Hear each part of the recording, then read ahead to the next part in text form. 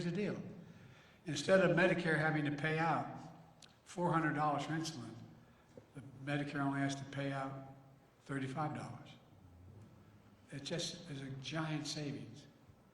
This year, Medicare is negotiating lower prices for some of the costliest drugs in the market. Treat everything from heart disease to arthritis.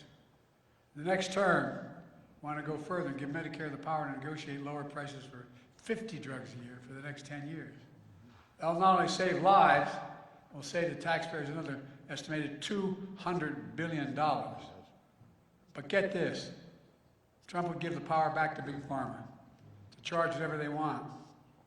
He also wants to terminate, I love his phrasing, terminate the Affordable Care Act, which means the average family would pay $13,000 more a year for health care because guess what? They can't get coverage if they don't have the Affordable Care Act because they may have a pre-existing condition. That means 3 million black Americans, 4 million Latinos, 1 million Asian Americans will be robbed of their health care coverage. Look, I'm taking the most significant action ever on climate. That includes bringing relief to millions of suffering from the biggest weather killer of all in America, extreme heat. And this, I must tell you, this surprised me when I learned it about 8 months ago. If you add up hurricanes, tornadoes, earthquakes, everything, more people die from extreme heat than all those other natural events combined.